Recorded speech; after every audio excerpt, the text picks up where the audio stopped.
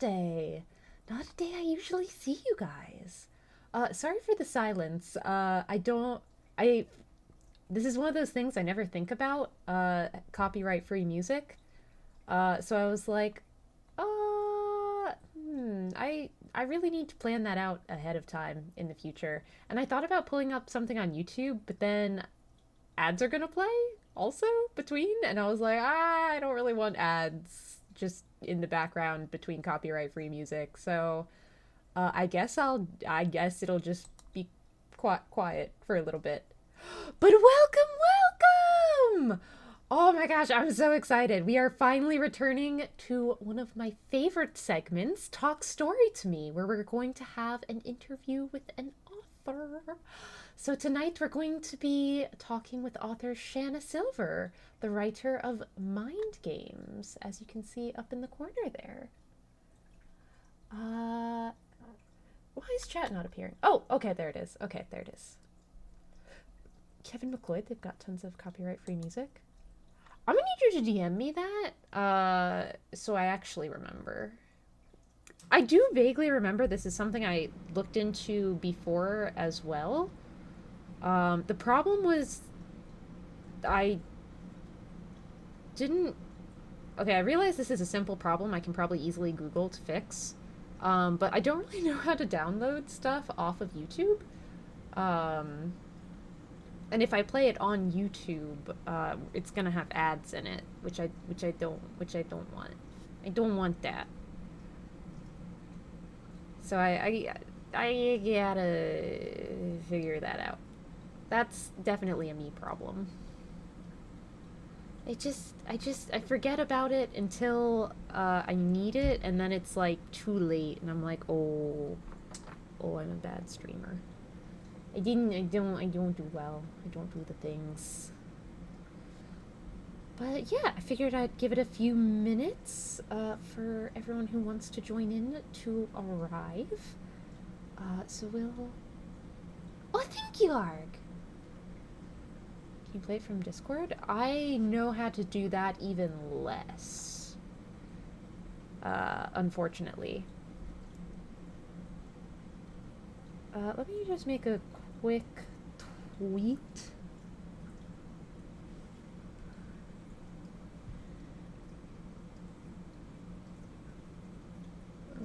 Hold on. Where? Okay. Oop. Hold on. Let me just. I just gotta. Actually, no. Uh, mm, mm. I have this problem where I have a Twitter page specifically for Talk Story to Me, because I thought like even if people aren't like interested in like my streams, they might be interested in the podcast. So I was like, oh, I can make a thing just for that. But I don't have it readily available on my phone. And then I never know, do I post to the Drowsy Crow page or do I post to Talk Story to Me page? Crow has the technological ability of an actual crow. I think I have less technological ability than an actual crow. That's incredibly insulting to real crows, Arg. Wow. How could you? How could you? ¿Por qué no los dos? The brain is just not. Oh god, wait, no. Hold on. Hold on. Wait, that's not it.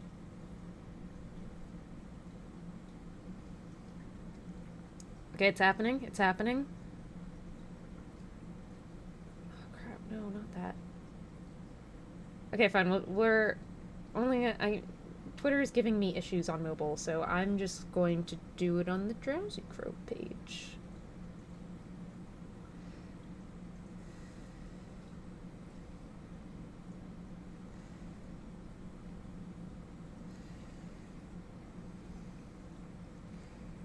Hold on.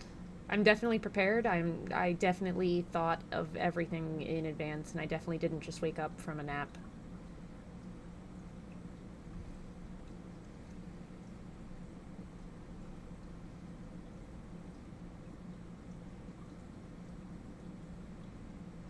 Oh god, what's the Oh god.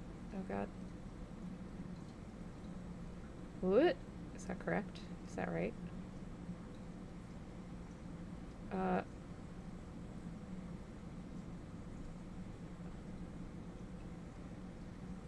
hold on. Hold on. Everything's fine. Everything is a-okay.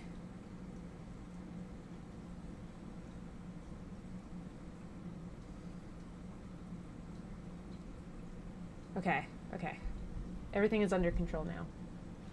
I've also realized as I'm editing these episodes to turn them into like podcast steps for anyone who misses the live, I never do an introduction or a ending. So I'm gonna try to start being better about that, actually, so that it actually sounds official. Okay, it is 8 o'clock, so our author should be on very shortly. So I'm gonna go ahead and do the introduction. Welcome, welcome to the podcast slash live stream segment called Talk Story to Me, where we interview various authors to talk about their books, writing process, publication journey, and whatever you guys want to know. So, as a reminder, chat is free to ask questions live as we are discussing. Just make sure to keep it respectful and nothing too personal. All right, let me see if our author is on.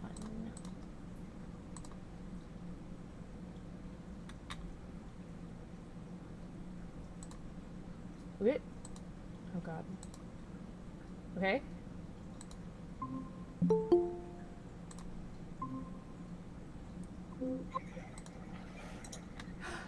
Hello? Hello. Hello! How have you How are you? been? Been good. How about you? Good. Oh, thank you so much for making time to hang out with us and chat with us tonight. Yeah, absolutely. All right, so everyone, welcome our guest author for the night, Shana Silver. Would you like to give a kind of introduction for yourself, Shana? Yeah, sure. I am a YA author, and I've had two YA books published. The first was Mind Games, which came out in 2019 from Macmillan, and it's about a girl whose memories are being deleted, and she has to figure out why. And then The Con Code, which came out in 2020, and it's sort of like a YA Ocean's 11, a bit of a heist. Book. Those are my Ooh. novels. Oh, I love how all of your books just have like the coolest concepts. Like, just hearing them makes me go like, oh, what a great idea. Why hasn't anyone thought of that before? Like, it just sounds so cool.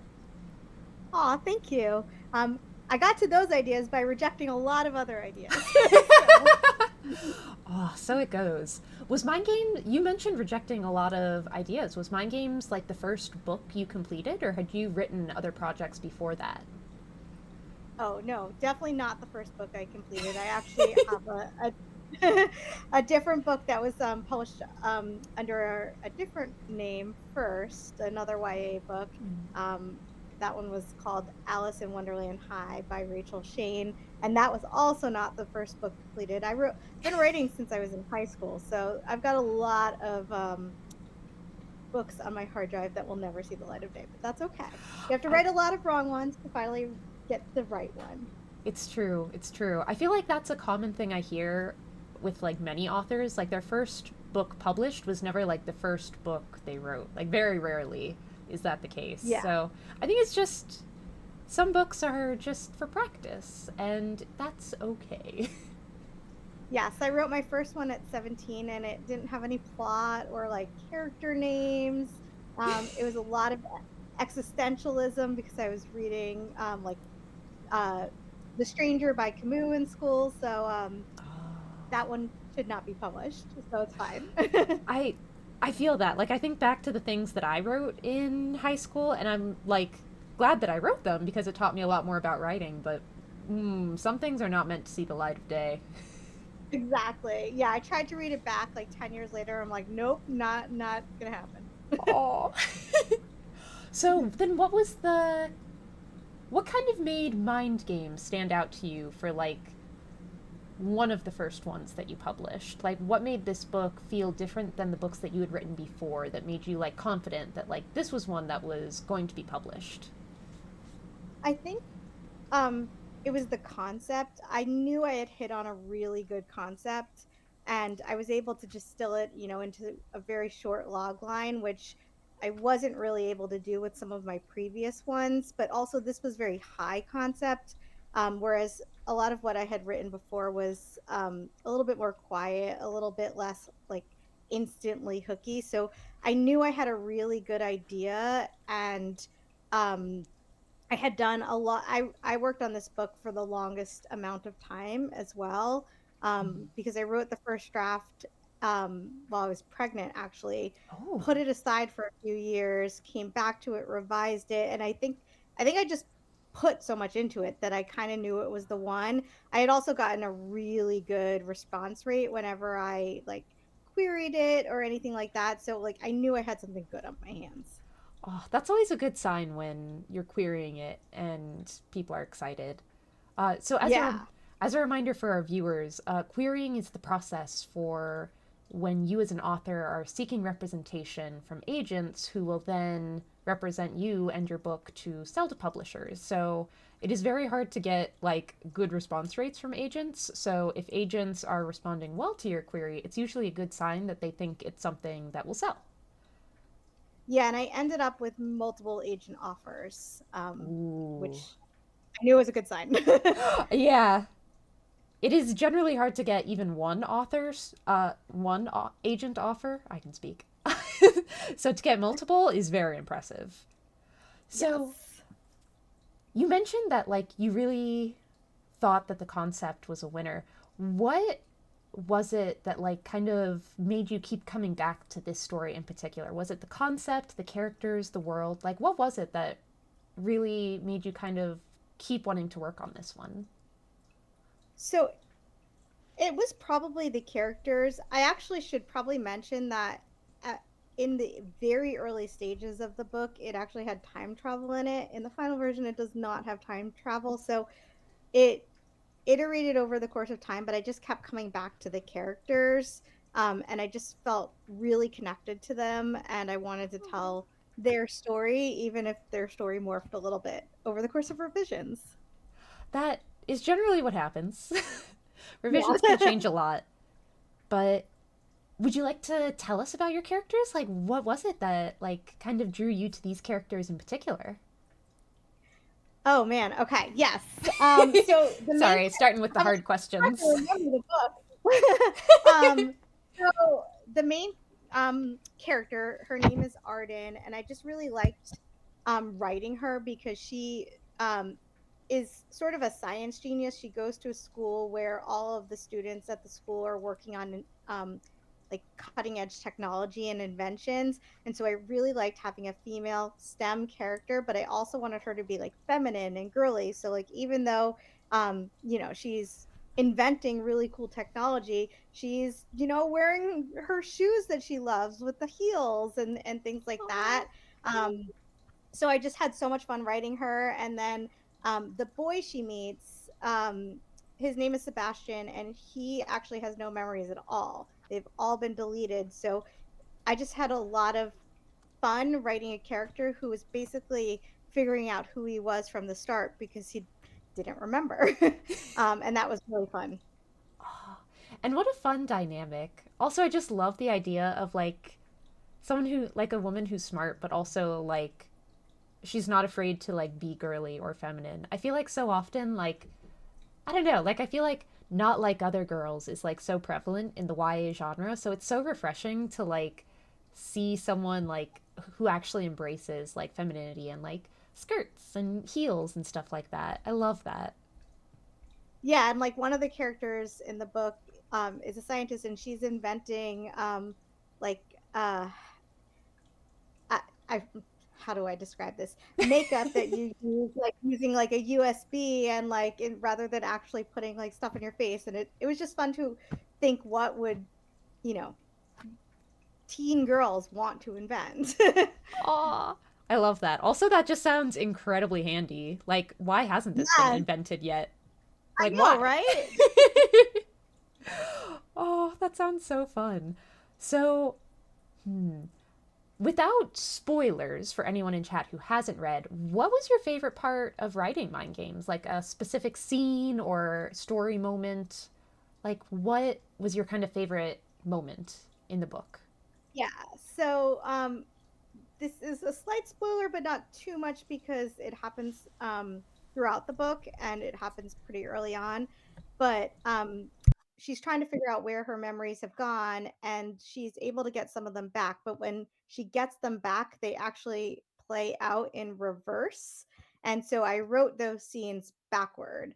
And so it was really fun writing those scenes. There's several of them throughout the book because I had to figure out the end point and get back to the beginning of the scene rather than the other way around. That sounds so insanely difficult. God, how did where did you even start with that? Like, was that something you had to like really plan out in advance? Or did you kind of just like write it by the seat of your pants and then go back and revise? Or did you plan it right from the start?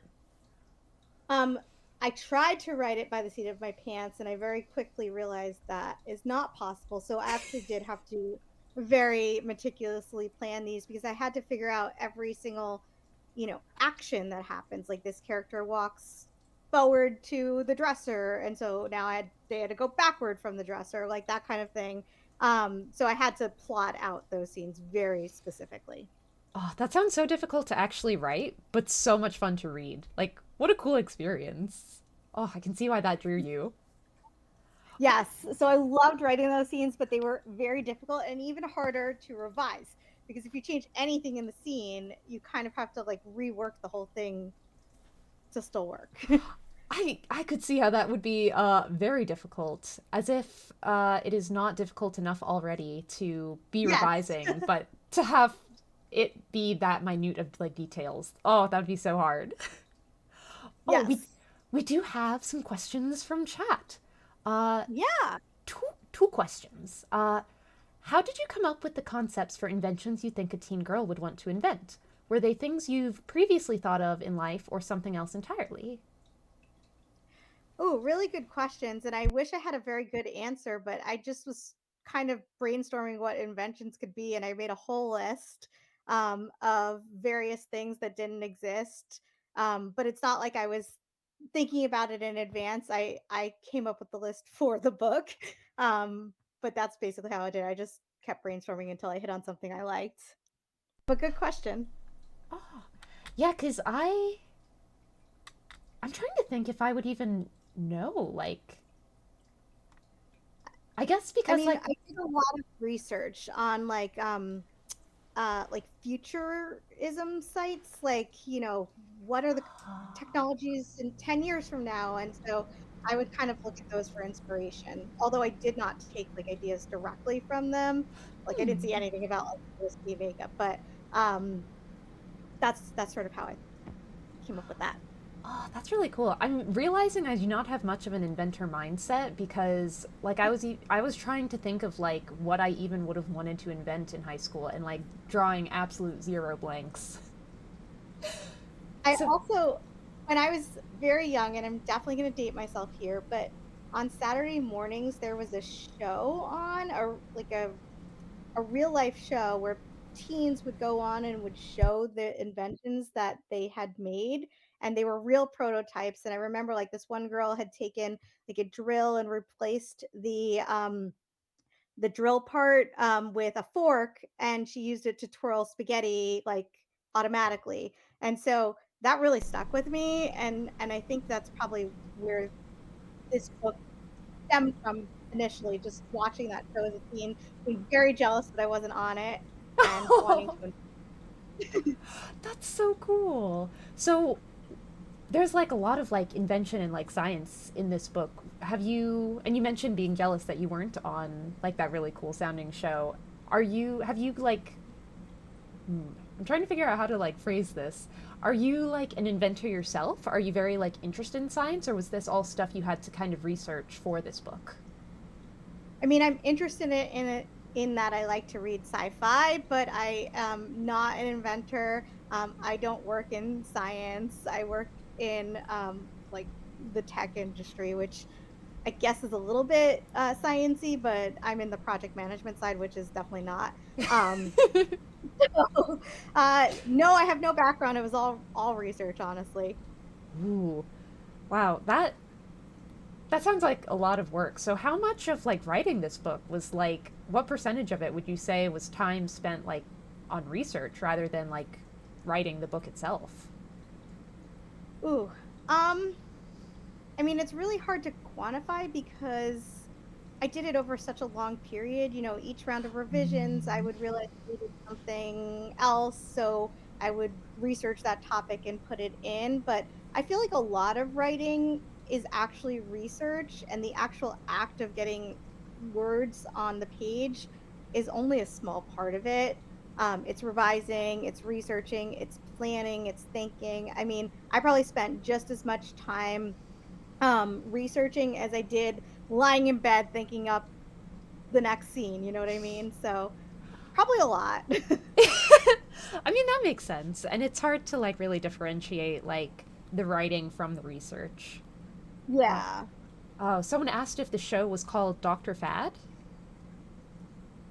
Ooh, it might have been. I actually don't remember the name of it. It was on Saturday mornings in, like, the '80s. Oh, yeah, because I don't know what the show is. I remember I was just watched Saturday morning cartoons. I was never I don't know, like as a kid I was not as interested in like real life things.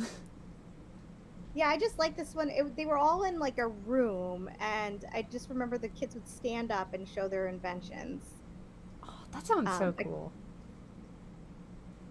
stuck with me all these years, so Aw.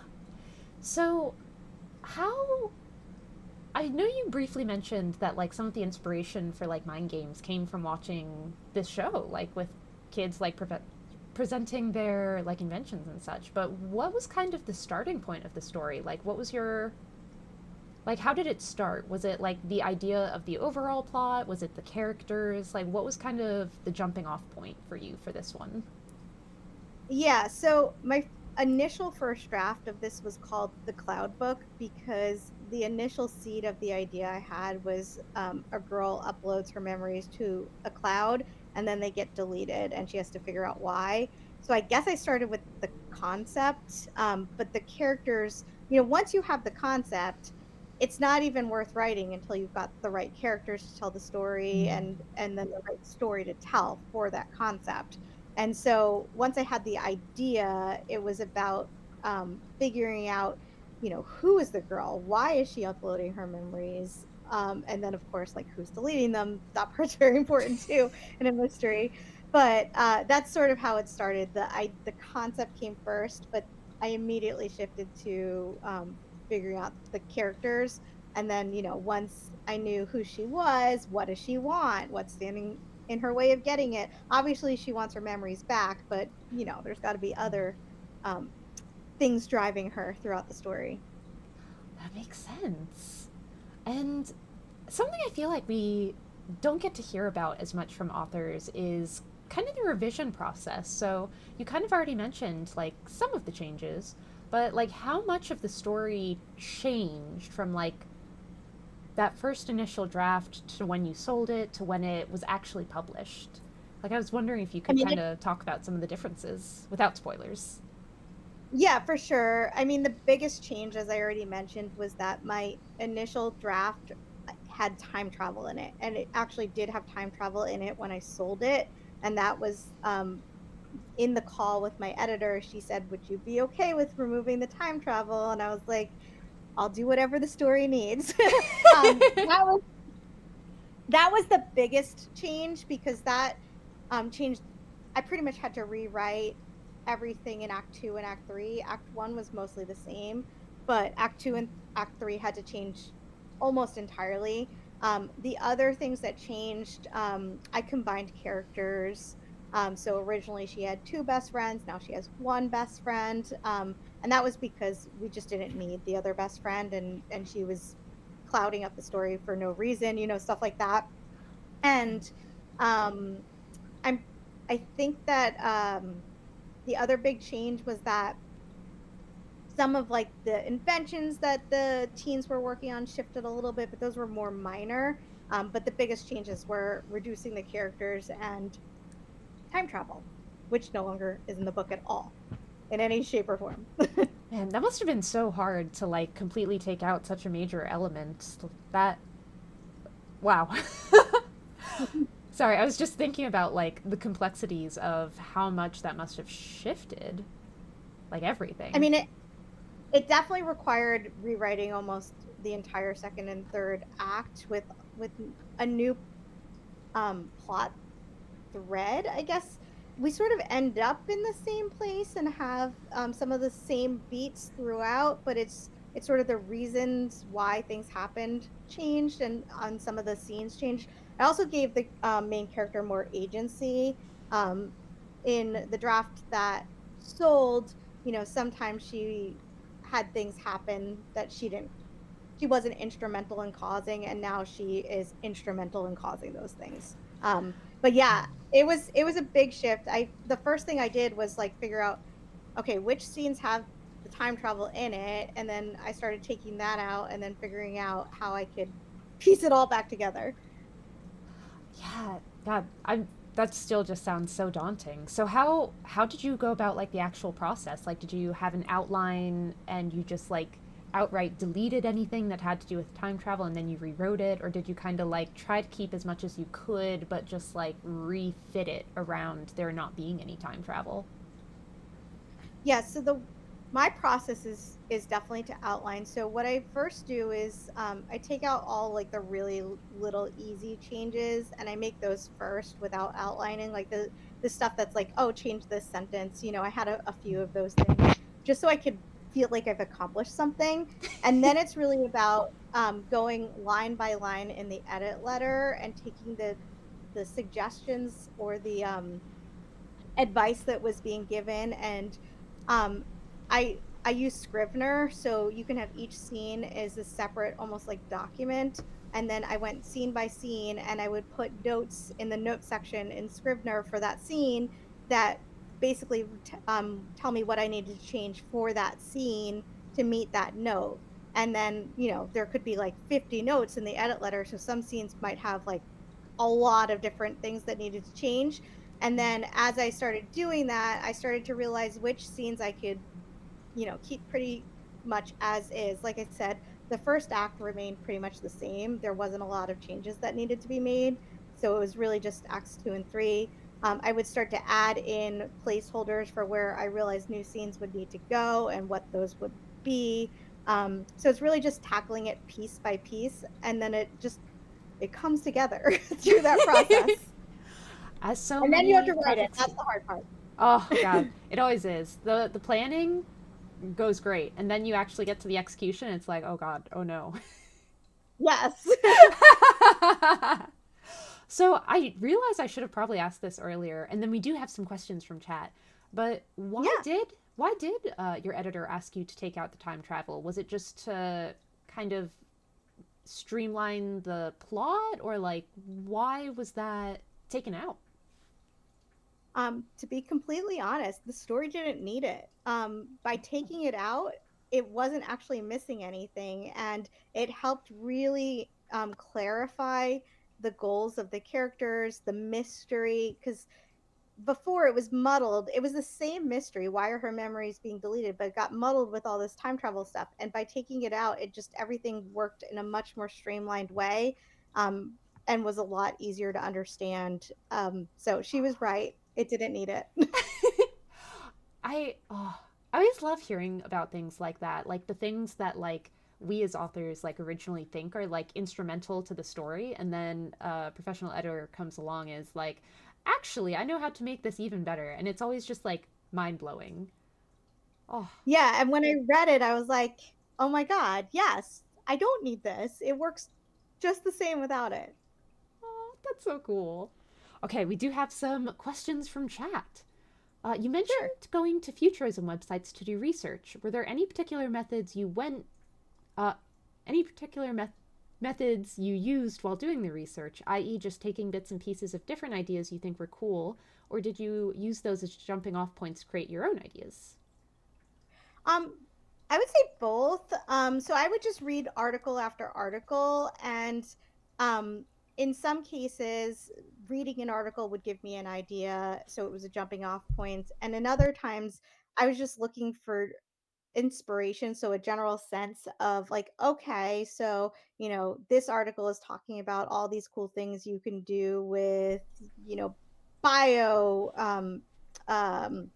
technology. And so I tried to think like, well, what's something that isn't in this article that could be cool? And that's how I came up with it. There were some that I had to invent in order to fit the plot. So there's that too. I mean, that makes sense. I feel like at some point things just have to serve the story rather than what you think is cool. Yes. Although if both could happen, that's always the ideal. Yes, for sure. All right. Someone also asked, when you're rewriting a story, how do you decide what gets kept and what gets changed or even removed entirely?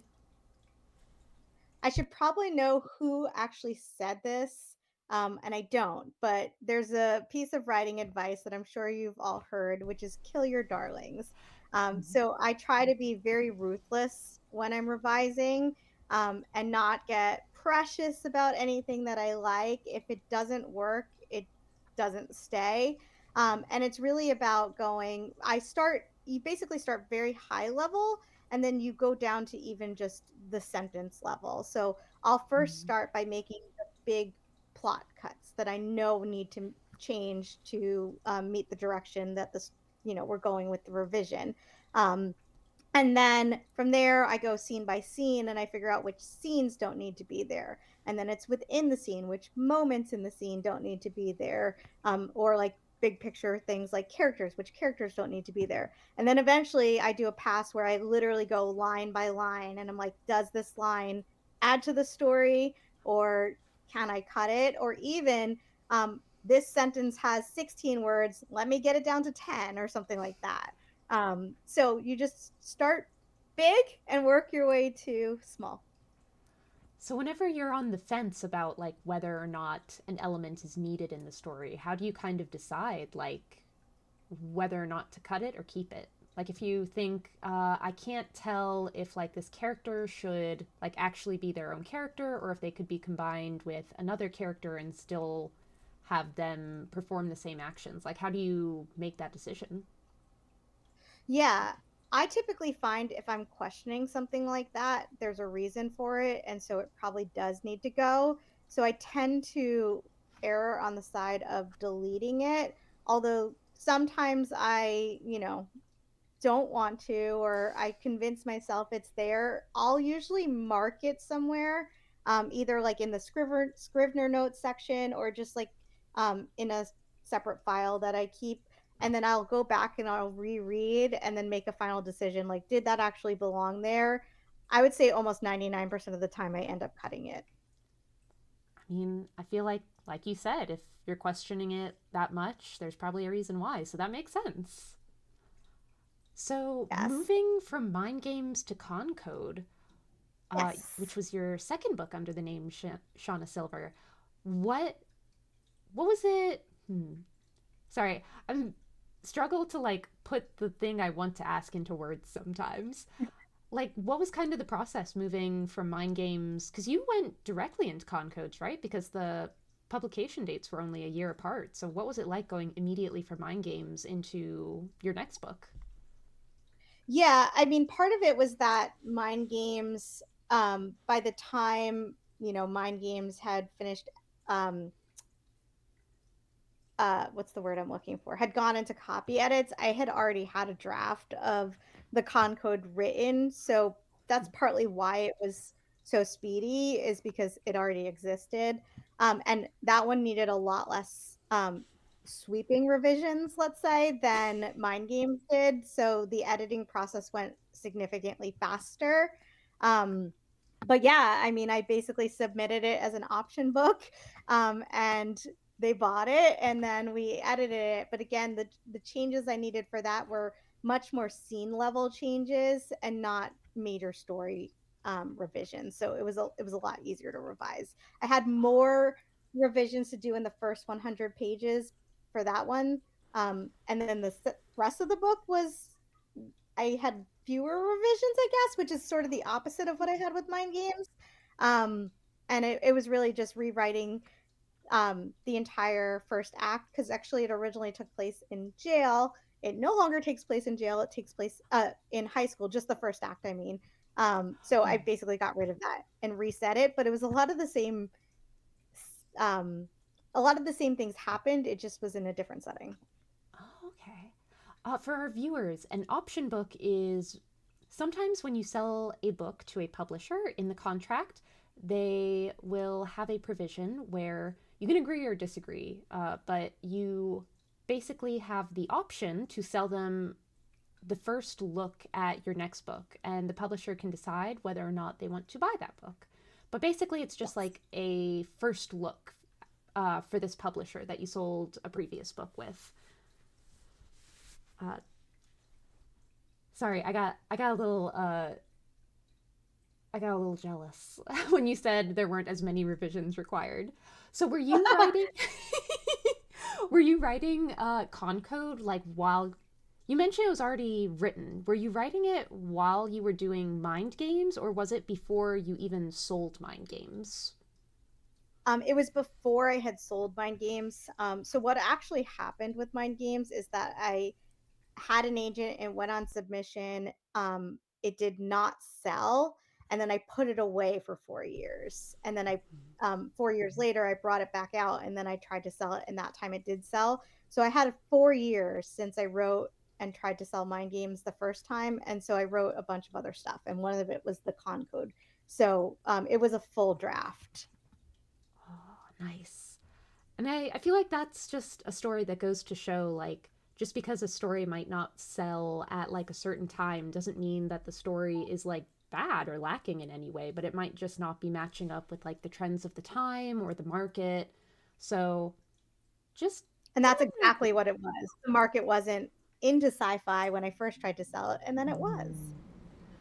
Yeah, this is why you should always write what you want, and even if the timing is not correct at the time you feel like you are ready to publish it, the trends always come back.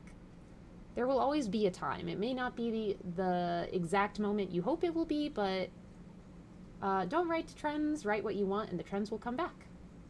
Yes, agreed. And don't give up.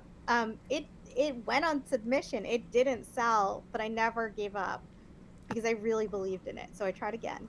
Aw, I love that. I love stories like that. So what was it? What was it about Concode that kind of drew you in? So for that one, that was sort of an interesting journey to come up with the concept. I was actually trying to come up with a concept, and so what I did was I put a bunch of stuff into a hat. And it was like stuff that I was interested in writing about. So, for instance, I put Teen Tour into a hat, and I don't mean a literal hat. I just mean like just a bunch of stuff on, a spreadsheet. And then I put a heist book, and I just started playing around with pulling various options from that spreadsheet together to see if I could make a concept out of it. So I pulled the teen tour and the heist, and I was like, hey, wouldn't it be cool if a bunch of teens on a teen tour did some heists? And then I started thinking about that. I was like, okay, well, what heist would they do? And then, I sort of went from there and tried to write it that way. So that's what drew me to it. Oh, that sounds so fun.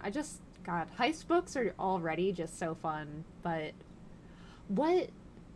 So, how different was it to go from writing Mind Games characters to the Concodes characters? Because I imagine they sound like very different, like a teen inventor versus someone who's pulling off a heist. How different was it to like go from writing that one main character to the other? Um, I actually think the two main characters have a lot of similarities in that they're both strong female characters who are very good at a certain thing. So Arden is a very good inventor, very good scientist, and Fiona is very good at basically doing forgeries and art. I did draw some inspiration from White Collar for this. So in some ways it was similar because I wanted to write about strong people who had a very specific goal in mind. But they're different personality wise. So that was fun to play with. Like Fiona's a little bit more, you know, I guess confident and just says what's on her mind, whereas Arden is a little bit more, you know, STEM and smart and not as confident. I love that. Oh, we have some questions from chat. How do you Sure. decide? How do you decide when you bring a story that you have in your drafts out and try to query it again, or leave it for the future, or just shelve it forever? Like, how do you make that choice? Um, I think part of the reason I made the choice for Mind Games is because it had gotten such a good response all along.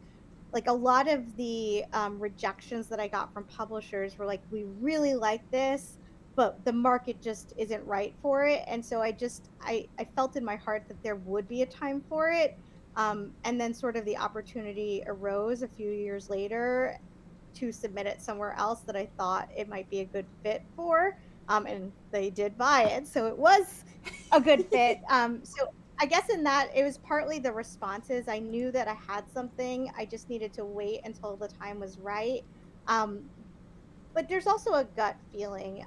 I've I've written a bunch of books that just didn't work, and I've written full drafts of them, and I can usually tell. Like by the time I get to the end, I'm like, I don't think this is working, so I'll put it aside, and you know, down the road, I might come up with a way to fix it. I've done that before, where I had no idea how to fix it, and then 4 years later, suddenly it comes to me, or I just put it aside and never go back to it. So it's a mixture of opportunity and gut feeling. Which makes sense. I feel like keeping your eye on like the market in general is always a good method of being able to kind of tell like is this a good time to bring something out that maybe I think is still worth trying to sell but maybe the timing was bad before. So keeping an eye on what's popular I feel like is also not like a great indicator because also sometimes the market gets oversaturated and publication takes so long that like maybe what is popular right now will be out of fashion in like a year or there will be too many books. So I feel like just kind of keeping an eye out also can often help. Yes, for sure. That Uh, that's a very good point. And also sometimes the decision is made for you. mm, If it's been on submission to every publisher that exists, you know, you're probably not going to have an opportunity with that book with those publishers. So yeah, there's that too. yeah. So a lot of it can be out of your control, but a lot of it is like timing and gut feeling and just trusting your own intuition about some of these things. Yeah. Uh, we have another question. When you're coming up with a concept for a book, do you always come up with a couple themes like teens plus heist or teens plus inventor plus memory loss and try to piece them together? Or do you have different methods of trying to get that initial spark? Yeah, I have a lot of different methods.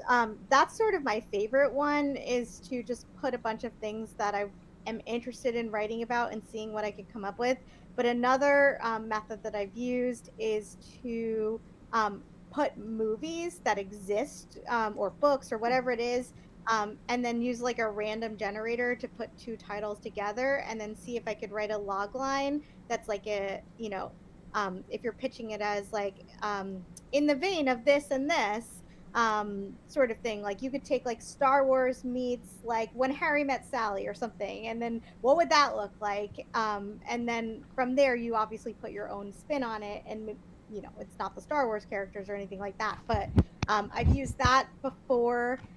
Sometimes I get inspiration from like an article I read, or a TV show I've watched, and there's something in that show that makes me think of something else that I want to write about. So it's really just keeping your eye open for inspiration. And I try to keep any ideas that I get down in a notepad so that I could always go back to them and see if anything, that I wrote down like 10 years ago now jumps out at me or something like that.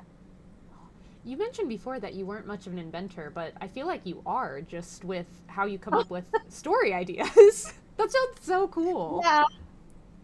I mean, I can pretty much create a story idea out of nowhere by just putting things together. But the real challenge is figuring out the plot. Because there's a lot of times I come up with a really good concept, but then I can't figure out the story behind it. The plot is always the hardest. Yeah. So, what are you working on now? Is there anything you like want to tell us about, or anything that's like kind of in the works or coming up, or anything you'd like to Well, share? yeah, I mean, I have nothing coming up or coming out, but I've actually been writing screenplays, and I've written several, and I am hopefully gonna try to do something with them. I haven't quite done that yet, but I've been enjoying the process of screenwriting. It's very different from novel writing, but I think in a way it suits me because it forces me to get, right to what I need to show in the fastest way possible. Because in a book, you could have an entire chapter that gives information, and in a screenplay, it's a like 3 sentence dialogue scene. So it's been an interesting challenge. That sounds so hard. What was kind of the hardest struggle shifting from novel writing to script writing? Um, I mean, formatting was a learning curve. It's not an insurmountable learning curve by any means, but it's just, I'm used to just writing sentences and now I have to format it in the correct way. But really, the hardest part is distilling what you want to write in a way that it can be in a succinct scene and it's all show. In a book, you've got descriptions, you've got inner monologue that you could use to give information, and you don't have any of that in a show. So you've got to find other ways to give that information without being expositional, of course. That sounds so hard. Yes. Someone But the way asked. I did it was taking one of my novels that hadn't been published and adapting it, and I think that really helped me see the differences because I could see what I could keep and what I, couldn't, and there's very little of the book that actually made it into the screenplay because I had to just change so much because of, Oh wow. it's a different medium. Yeah, that's so interesting to like hear that like almost nothing stayed the same. Like that's just mind blowing. Very little. Yeah. Someone asked, have you written screenplays in the past? And if not, what made you want to try your hand at it and shift from novels? Part of it was that I just needed a little bit of a break from the publishing industry. And I just wanted to try something different. I also work in the media industry in tech in real life. So I've always been somewhat adjacent to television and stuff like that. So I wanted to give it a shot. I've written 3 different screenplays now. Oh wow. So been enjoying them. It's 2 pilots and 1 feature. So I'm not at all familiar with the process of like how you turn a script into like a TV show or anything. What kind of is the next step for that? Like once you have a script and you think it's ready, like what do you do with it? I mean, in some ways, it's very similar to publishing because you can query agents and you can also query managers, and they're 2 different things, but they both get you to the same place, which is to pitch it in front of studios. There's also other ways. There's websites out there, sort of. I'm sure you may or may not have heard of the Blacklist, but you can put your stuff on the blacklist for a fee, of course, and studios will read it, producers will read it, agents will read it, and so you can get some action that way. Um, otherwise it's really the same way as novels. You just have to send out queries and pitch it. God, so you can't even cut out the worst part of the publishing process. Correct. But the fact that there's managers and agents, though, I feel like opens a little bit more doors than in publishing where there's only agents. What's kind of the difference between managers and agents? I think the best way I would describe it is a manager is like an agent who edits. So they help guide you, they give you notes, whereas an agent is like a salesperson. Oh, okay. That makes sense. So it sounds like it'd be very good to have a manager. Yes, yes. That's typically what people go for first is a manager, and then either the manager will connect them with an agent or they'll then do that as the next step. You can also bypass both of those and find a producer who's willing to take it on and shop it. So that's another option as Hmm. well. Slightly harder though. It sounds like it. Because I guess the equivalent of that in the publishing world would be going straight to an editor. Well, the producer may be an independent producer and then they would have to sell it to a studio. So you basically have three ways you could sell it. This is. It's weird because, like, I feel like this is very adjacent to publishing, and yet I know absolutely nothing about how it works. Yeah, it, it's definitely a learning curve, which is partly why I haven't started this part of the process yet because I've been enjoying the creative part and just honing the craft and making sure that what I've written is actually good.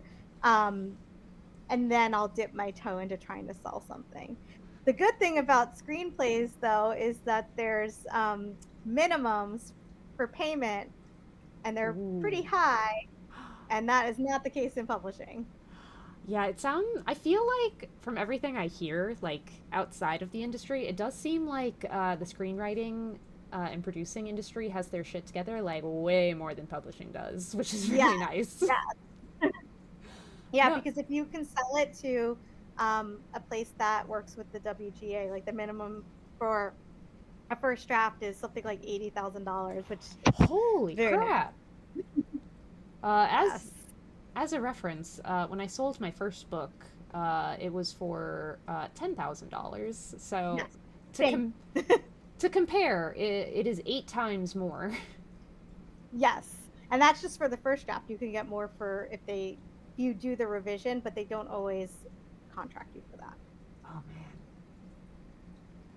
Oh, well, that God, that's so interesting to hear about, and like, what a cool like medium to go into. I'm so glad you've been enjoying just like the writing and the creative process of it, because I know how easy it is to kind of get burned out, especially with the publishing industry kind of in the state that it currently is. Like, I know personally, and with a lot of writers, like a lot of people just feel really burnt out. So I'm so glad you found a way to like still keep writing and keep that love of writing.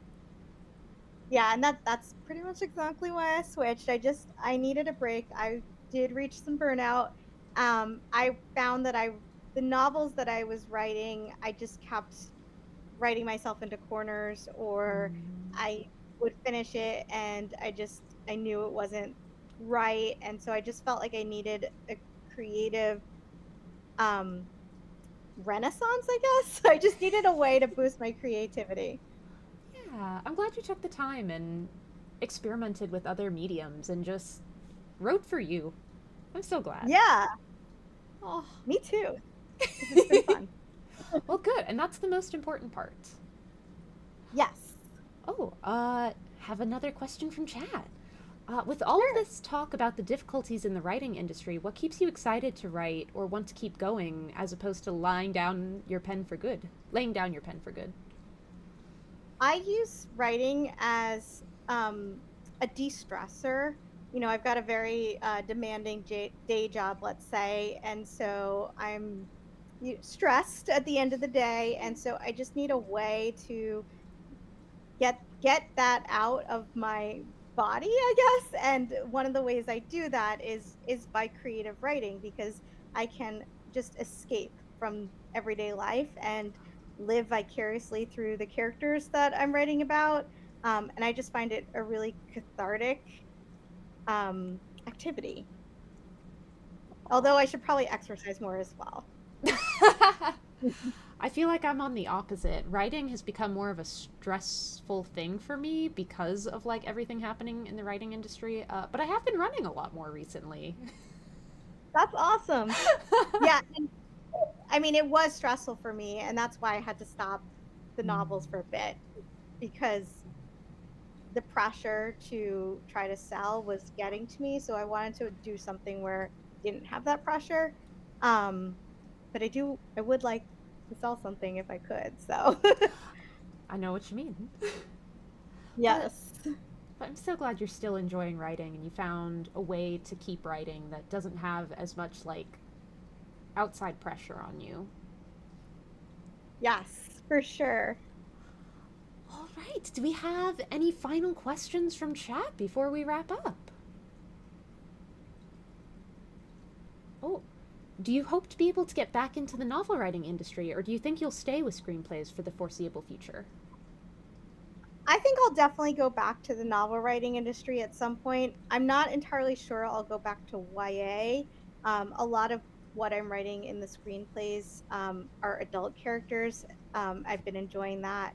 I'm older too, so it just feels like the right move. So I might go back to novels, but I'd probably try my hand at an adult novel, like a rom com or something like that. Oh, that makes sense. As you're growing as a person, like the things you want to write about also change and develop with you, so that makes sense. Uh, Also, as a completely off the topic question, if you could rewrite any classic novel, which one would it be and what changes would you want to make?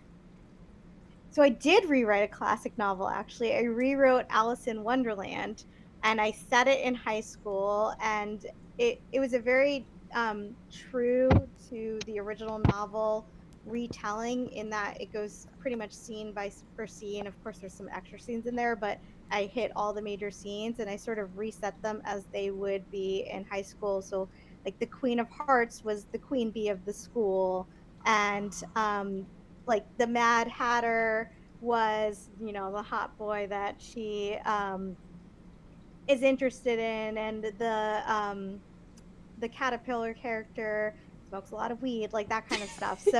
Um, so I did retell that one. That's one of my all-time favorite novels. I love it so much, and it just felt like a really like perfect novel to set as though it was high school and all the trials and tribulations you go through in high school. That sounds like such a fun twist and change of setting, because wow, did high schools often feel like it was freaking Wonderland and everything was upside down. Yes. And I've always actually wanted, and I've never written this, so feel free to, I guess, steal this idea. But I've always wanted to write Julius Caesar reset in a student council environment. Ooh, that'd be cool. I'm not a stealer of ideas, but that sounds very cool. I hope you eventually someday return to the urge to write that. Yes, maybe one day, maybe. Oh, someone said no questions, but many thank yous. Oh, thank you. Yeah. All right, I think that's it for our questions. Thank you so much for joining us today and giving us your time and giving us insight into your process and the publication journey and everything that you've been working on. Yeah, and thank you for having me, and thanks for listening. Yeah, of course. Thank you so much. And if you ever do come out with anything, let us know, and I will be Yeah, for sure. happy to talk about it. Awesome. Yeah. All right. Take care and have a good rest of your night. You too. Thank you. Thank you. Bye. Bye. All right, and that concludes another episode of Talk Story to Me with our guest author, Shana Silver. Thank you guys all so much for joining and for the excellent questions. Oh my god, that was so fun. But yeah, please check out Mind Games, the con game, and keep an eye out for any potential screenplays. Oh, that's so cool. What a cool shift. All right, everyone. See you next time. Okay. Sorry, I want to do a little outro for the podcast because I always just kind of end. And I feel like that's weird because I do turn them into like episodes after.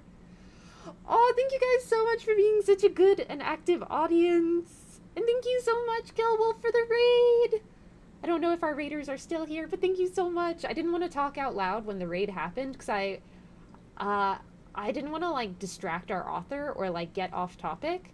And I don't know how much she knew about streaming, so I didn't want to have to like go on a sidetrack and be like, oh, this is what a raid is, or like, I just thought it'd be easier to type in chat my thank yous. Thank you all so much, and thank you for the posture check and hydrate reminder. Let me hydrate. That was very fun. I'm so glad. I always get so nervous during the author interviews. Not only oh god. I just realized something's on screen that shouldn't be. Oh god. Uh oh god. Oh god. Don't mind me just casually doxing myself once again. Hold on, where is... Okay, well, rip that part of the VOD. Uh... Whoops! Just ignore that part. Nothing happened. Nothing happened. Well, we don't have to delete the whole VOD. Just, Oh, well, off Twitch we probably will. But not on YouTube. I can just edit that part out. That was my bad. That was my bad. But yeah, I'm so glad you guys enjoyed it. I always get so nervous because I'm really passionate about like writing and storytelling, but I always worry that like no one else finds it like really interesting. But I just love getting to talk to authors and like hear about their process and just kind of talk about their work. It's very fun. I am currently going through the burnout of the publishing industry and the pressure to like sell. So I think this is like kind of a really cool way for me to like keep my love and passion for writing still going and kind of help promote authors to audiences who may never have heard of them otherwise. So I really enjoy being able to do this. Thank you all so much for joining and being excited with me. It makes me really happy. I'm still so mad that I am gonna have to delete the VOD though because I am dumb and had my DMs just straight up open. This is why you should just make me an editor. I worry about what you would do with the power of an editor, Arg. I definitely won't upload a certain emote. I feel like you absolutely will. Your statement that you won't does not encourage me in the slightest. This makes me want to get back into reading. Good! Oh my god, that is like the best thing you could say to me. I would love it if like these segments like inspire people to like get back into writing or get back into reading and just kind of reignite that passion for people because I think it's just such a cool like area of not only study but just enjoyment. Like I think there's just so much to like writing and reading and not even just like the educational value but in terms of like passion and like identity. So I love to hear that. Do it. Reading is so much fun. It is. It is so much fun. Although I have been so busy lately that I still haven't read our Patreon book club for God, it was like last month, I think, was when we were supposed to meet, and it still hasn't happened. I'm so sorry. I am working on the book. It is happening. It's just going really slowly because I'm a slow reader and things have been crazy lately. But it's happening. It's happening. I know I've just lost my ability to sit down and read a book, and it sucks. God, I feel that. I feel that so much. Because the other thing is, I love reading, but it takes me a really long time. Like, I have terrible reading habits, so it takes me like an hour to read 20 pages. So it's like a big time commitment for me a lot of the time. So even though I love it, it is something I struggle to like sit down and do. So I absolutely understand that. September's book club? Yep. Listen, it's gonna happen. I'm so sorry. It's gonna happen. Don't worry, my bookmark still hasn't moved. I mean, if multiple of us aren't finished with the book, then I mean, it can't be helped. It just can't be helped. I've been reading webtoons and stuff, but it's not the same. Oh, see, I feel like the opposite. I've been reading like way more webtoons the last couple of years, and I feel like that's almost replaced novel reading for me. Because there's just something so satisfying about webtoons, and I love pretty art. And it feels like less of a commitment than like a full book. Like, I feel like I could read like 10 or 15 chapters of a webtoon, and I wouldn't, if I'm not like digging it, I wouldn't necessarily feel the need to finish it. Whereas if I read like the first 50 pages of a book, even if I'm not enjoying it, a lot of the times I feel like, oh, well, I started it, so I have to read it. So I feel like I've accidentally put a lot of pressure on myself when it comes to books, which is My own fault. Speaking of, join Crow's Patreon. We read a book once a month, mostly, and meet to discuss it. Yeah, we do have a Patreon page. No obligation to like go join it, but that is currently what we are discussing. If you are a Patreon, we do a book club every. I would say I feel like it's been every 2 months because I'm slow. I'm so slow, and finding time outside of the day job and streaming and just having a life is hard. But I'm working on it. I'm working on it. It's not. There. It's not exactly free Patreon. There are. You can like follow for free to like see what I post. I think, but there's a $1 tier, which is just like if you want to contribute but you don't have much, and you don't really get access to anything with that. And then there's a $5 monthly tier, which you get access to everything. And then there is the if you just really feel like you want to support the stuff I do, $10 tier, but you don't get anything extra for that tier. It's just like if you feel like it. I do not promote the Patreon like ever because I feel really self conscious about it. I don't want it to be like a money grab, but I post roughly monthly videos. So I have, for those of you who don't know, I am actually an author. So I did a video on my writing process, like from conception to selling and past that until it is published. I just recently did a video on the revision process. So there is a first page of a short story that I wrote, and you can see the original version and the final version. And I go through and talk about the differences between the two pages and why I made the changes I did, so that you guys can kind of get a better idea of what revision is. Because I remember, like, as a beginning writer, like, no one ever talked about what revising entailed. So I always thought it was like sentence by sentence, like grammar fixes, word fixes, and then as I got like more in depth and more into it, I realized, oh yeah, no, that's not revising. That's just line editing. So I kind of talk more about like overall revision things and stuffs. And I think I did also like a. I started sort of kind of Final Fantasy 14, but basically it was just oh crap. Oh no, it went away. Oops. I didn't think that was going to happen. Uh, um, sorry, I got sidetracked by my own self. Oh yeah, I basically did the character creation in Final Fantasy 14, and uploaded that to Patreon because I wanted. It was the time when Dawn Trail was dropping, and there were a lot of like item drops, like from watching streams. So I was like, "Ooh, I wanna get those." And I thought, like, once I made my character, I could redeem them. Turns out you can't do that on the free trial, so it's just my character creation. And then at some point, I will actually stream that on stream. Rubik's Cube has taken up most of my time. God, I can't relate. I'm too dumb for Rubik's Cubes. I don't have pattern recognition. There's just nothing happening up in this brain. Nothing good, at least. Just some empty wind blowing through. Don't worry, I'll promote it for you. That's very sweet of you, Arg. Thank you. Thank you. You are a good. I've binged hundreds of chapters of Webtoon, so I really don't know what it is for me that put me off books. I do feel like there's a lot more commitment when it comes to books.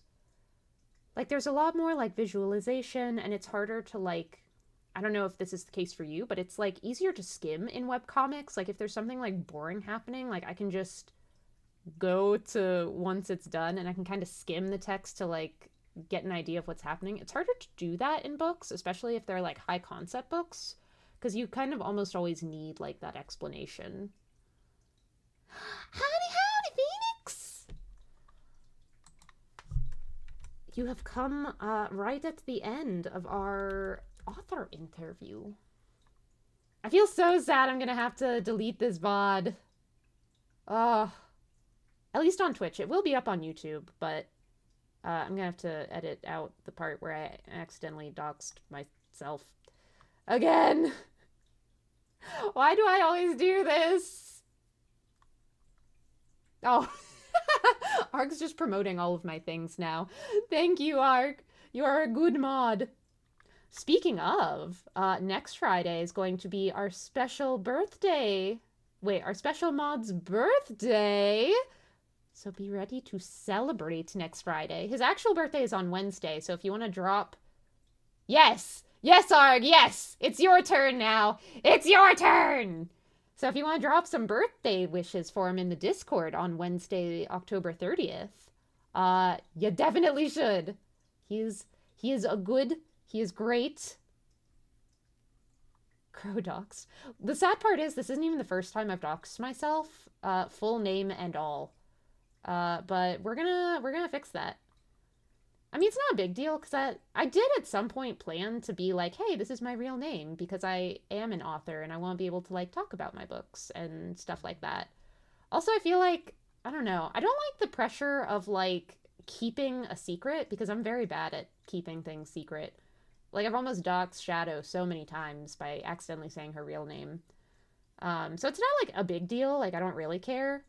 But I don't know. Like, I look at the stuff that was happening with Iron Mouse with like getting these like copyright strikes against her channel just because people want to like find out what her real name is and who she is. And like that's just so shitty. Like rather than, since I don't personally super care, I would almost rather be like, hey, this is who I am, rather than have people like coming after me. Like that sounds scary. And I'm a small creator, so I don't really have like protection. Like if anything like that were to ever happen to me, like, I don't think it would because I am a small creator. Like, I don't think anyone cares. But, like, I just would never want that hanging over my head. And again, that's not the major reason. I assumed a day would come when I would be like, hey, this is my real full name. These are my books. I want to talk about them. Let me tell you why I'm passionate about this thing. But I feel like I want that to happen in my own time. Arg is best mod. You are very aware, Mouser. You understand. You understand. This was a mistake. Listen, listen, you can't be too kind to me because then I have to retaliate and be too kind to you. That's how it happens. We're gonna fix that. Change your legal name. I mean, I have no attachment really to my last name, but my first name does actually feel like it fits me. I don't know why. I just feel like I am what my name is. I don't know if that makes any sense. I don't love my last name because it's my dad's name, but I don't know what else I would make it because it's the only last name I've ever had in my life, so. Legal name is Drowsy Z Crow. It's a lot of Z's. Zorkler. 10 out of 10 name. Wow. I am quite drowsy. This is true. This is true, Arg. Yeah. Care to share your name with the class? It's actually been, oh my god. So the last time we did Talk Story to Me, I did actually forget to warn Aiden that I go by Crow on stream. So, so they were actually calling me by my real name during the stream, and internally I was like, oh, I done fucked up. But yeah, my first name is Caitlin. It is spelled the best way, the most correct way. I know there are 20 million ways, but mine is the correct way. She did already several times, in fact. Listen, this is why I never planned on like keeping my name hidden forever because like I can't like have that responsibility. I'm just so bad. I've accidentally doxed myself so many times already. Feeling like you own your name feels like it should be a superpower. Oh, well, I never thought of it that way, but now it feels special. I like the sound of that. That is the incorrect way, Phoenix. You cannot spell Caitlin, I see. I see. Incorrect. Wrong. Spelled with wingdings. That is, in fact, the correct way. Why? No, that is also not correct, Mouser. No, no! No. Incorrect. Incorrect. I see Arg has gotten it, though. He spelled it correctly in Wingdings. Also no Phoenix. I think this is just going to be the stream where we find out how many ways there are to spell Caitlin. There are so many. No one ever spells it right. So I'm always just like, yeah, sure. Whatever you say, that's correct. Winglands. Oh, I don't know why that's so funny to me. All right. Well, we are streaming. Also not correct, Phoenix. I don't know if you were trying on that one though. That one's a little out there. I'm not gonna lie. Haven't seen that one. I'll get it eventually. I mean, statistically, you have to like get to it eventually. I'll give you a hint though. It does not start with a K. Um, but yeah, we are. No, that is also wrong. Although you're, well, I can't quite say you're closer because I gave you the hint of C, and all the rest is not correct at all.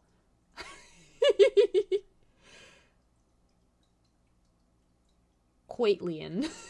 There we go. There we go. Oh, that is very close, Mouser. Just make it look a little more neat and even and all on the same line. Uh, Mouser, what? I said you were close. Why did you go in completely the opposite direction? Perfectal. All right, well, I am going to go ahead and start wrapping up because I did stream last night and we're going to be streaming again tomorrow. So, uh, Phoenix, you just copied what Mouser said, and I said that was not quite right. It was just close. Oh, did Crow finally do a name reveal? On accident. I did kind of dox myself and my DMs, Hazel, so not quite purposefully, but I did intentionally say my first name is Caitlin. And now everyone is trying to guess how to spell it, and no one has said it correctly. Yeah, I once again accidentally doxed. Again. I'm using autocorrect at this point? Wow. Thank you for streaming. This is very nice. I'm so glad you enjoyed it! And that is how it's spelled. You got it, Mouser. You did it. You did it, son. You did it. You winning, son. No, no, Kill Wolf. Mouser already got it. No. No. Even and same size. It is true. It is true. I like that with my spelling, like, everything is, like, on the line. Like, nothing goes below. Like, with the Y, like, that would be the only character that was below. So I like that it's, like, all eyes. It just looks very, like, even. There's something about it. I like it. I like it. And I like that Crow feels similar enough to it that it's Crow. Being called Crow still feels like being called by me. My essence, I guess. I don't know if that makes sense. I'm not gonna answer that one, Phoenix. Not gonna answer that one. Woo, I win! I didn't realize we were in a contest. But yes, Mouser won. Mouser won. Everyone who already knew because of the last time I accidentally doxed myself, doesn't count. Doesn't count. I remember the first name reveal, but I've tried to not really think about it. I have respect for you as my friend. Aw, thank you so much, Hazel. You were very sweet.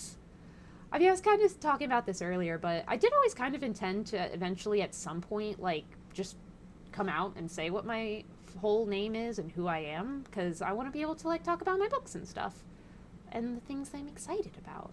And I didn't think it was the sort of thing I was going to be able to keep secret forever anyway, so I didn't really want the pressure of having to try to keep it a secret forever. So it's not, like, a super big deal. Phoenix, why are you asking, like, security questions? I don't like that, Phoenix. I don't like that. Though I did look for your books at my local Barnes & Noble. You're so sweet, Hazel. No, my books are not sold in stores really anymore, though, because they came out in 2019 and 2020, and the sales were not very good. And the way that bookstores work these days is that they really only keep books that are like super popular out and debuts out. So if you came out with a book like 5 years ago and it wasn't like a huge hit or anything, they stopped stocking your books. I think you can still find it in like Amazon or like online, but generally they're not stocked in stores. If it makes you feel better, I was not going to guess that spelling for a while. Don't forget to ask for the social security number, blood type, and whether or not she's susceptible to anesthesia. What? What are you planning, Arg? I don't like any of this. What is happening? Also, the one author you did before also said Caitlin. Yeah, I was actually talking about this. I forgot to warn them beforehand. Like, hey, I go by Crow online. So they said my name like 2 or 3 times during stream, and internally I was just like, oh, I done did this to myself. How you feel about being Crows? How I feel about being called Mouser now? It's a fun feeling. Aw, good.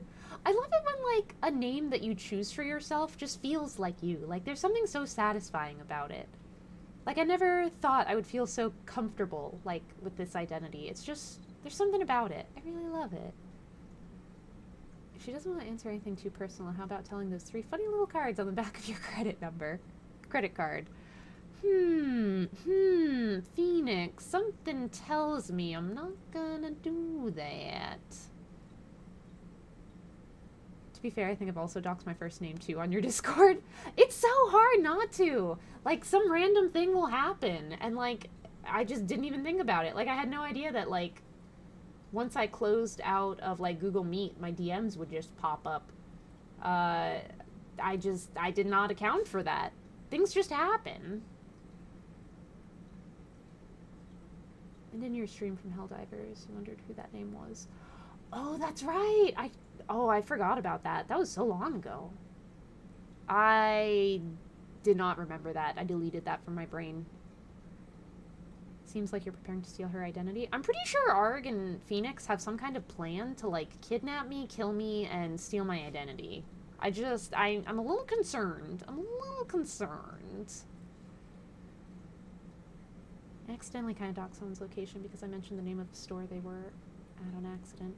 It's just one of those things where you don't think too deeply about it, and then it's after the fact that you're like, oh shit.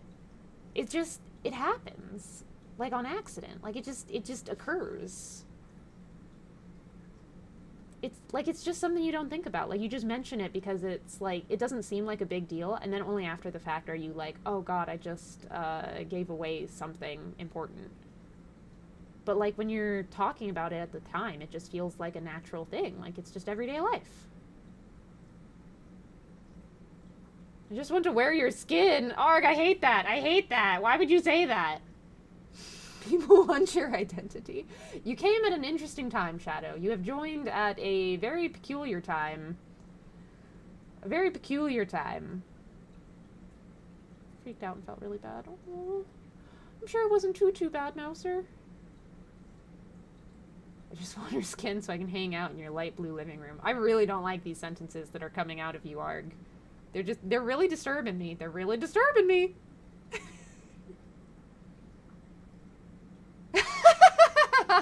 Wow. I'm okay with identity theft, but I will not be killing a good source of entertainment. I have standards. Oh, well, Phoenix, I'm so glad you think I am a good source of entertainment. Oh, I mean, I'm gonna ignore the part where you're, like, okay with stealing my identity, but, like, you think I'm good entertainment? I'm so pleased. Oh no, did you dox yourself? I did dox myself. I did. No, it wasn't the third time. It was only, well, it was only the second time with, like, my full entire name. OMG, I really did miss some exciting times. You did. You missed the whole author interview, Shadow. How could you? How could you? Arg is losing best mod points and gaining best psycho points at an alarming rate.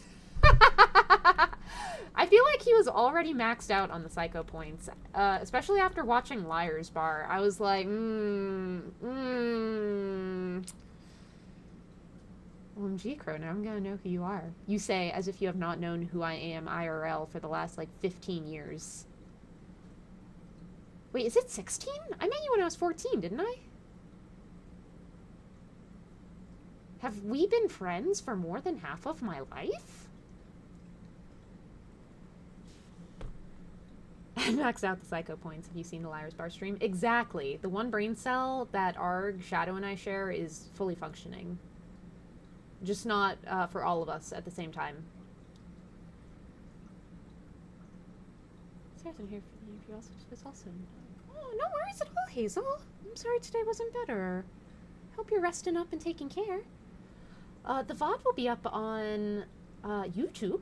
I am unfortunately going to have to delete the Twitch VOD because I did, in fact, dox my entire whole name along with a bunch of my chats. So that's gonna rip.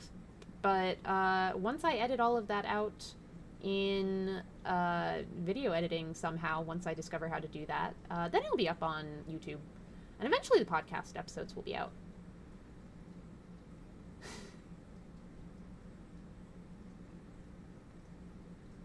I think you were 15?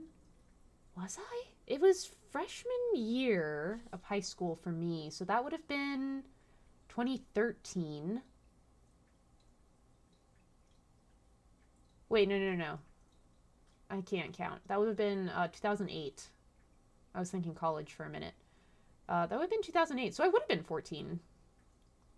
I would have just turned 14 because we met at band camp.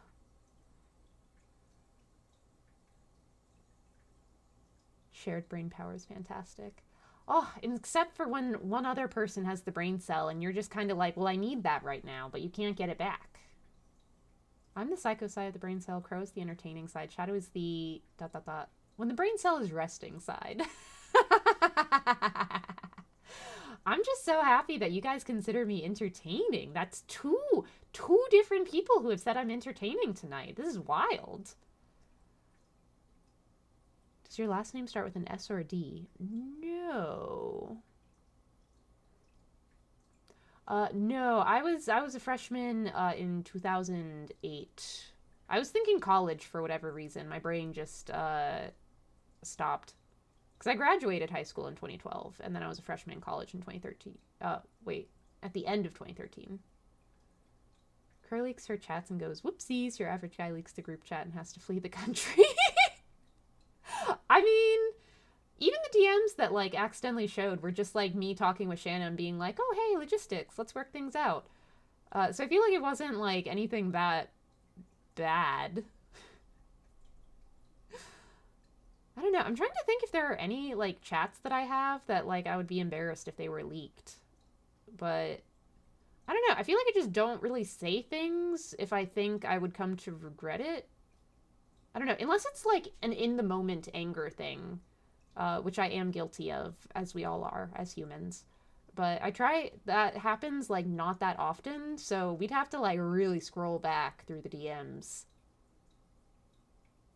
I came back at the exact same moment I was dragged. You have excellent timing, Shadow. You sensed the brain cell was functioning, firing on all cylinders, and you had to come back. I'm gonna download spiders back. That would be so mean, Shadow. For 10K, for $10,000, I will reveal Crow's flesh tuber. Heck, I would reveal my flesh tuber for $10,000. I'd reveal it for like freaking $500. Are you kidding? Yeah, I'm gonna edit the video. I don't think I can edit Twitch VODs though. Like I think those can only remain as is, so I will have to delete the Twitch VOD. Because I can't edit that one, but I can edit the VOD before I put it up on YouTube. Reveal the Orbtastic one. How dare you! How long did it take you to find a word that would fit, that was not banned, Arg? I just want to know. I just want to know. If you scroll through the group chats I'm in for more than 2 seconds, you walk away a changed man. Oh no. That sounds like something I just wouldn't want to be a part of. I don't know. I feel like if a space is like too negative or like I'm not about it, like I just leave. Like I just can't handle that. I'm like this feels like a lot of effort for one nice sandwich I will reveal. It took me a second to realize what a flesh tuber is. I'm shocked you have not heard that term before. Shocked. Oh crap, I don't have... Wait, hold on. Okay, I think now my sound redeems will work. Sorry, I probably should have switched off of that scene a while ago, because I finished a while ago. I didn't think I would keep going on for this long, but I'm having fun just chatting.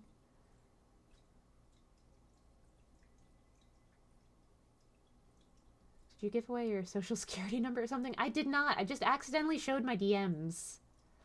I closed out of Google Meets and it went automatically to the next tab over, which was in fact my DMs, which had my full last name. My cat is not a mini Goliath. What the heck? Why would you say that?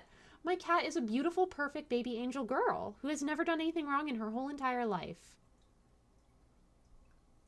I didn't do it on purpose, Shadow. I didn't do it on purpose. I know half the people I follow are VTubers. Oh. It's okay, Shadow. I did not leak your home location or your current location. That did not happen. Arg is just teasing. It did not happen. Gotta pay me far more than 10K for me to reveal. Hazel, you stop it! You stop it! That is untrue. That is untrue. It is good that you value your beautiful face enough to ask for a higher charge of it. The last half of that, I'm just gonna ignore because it's untrue. And how dare you? Stop talking to someone I love like that. You quit it! OMG, now all of the Twitch knows I'm on my couch. Sorry, there's a cat? Where? You don't know about the squeakette, Phoenix? Hold on, I think I can redeem the... Oh god, wait. Hold on. Things are happening. I think I can redeem the sound bit.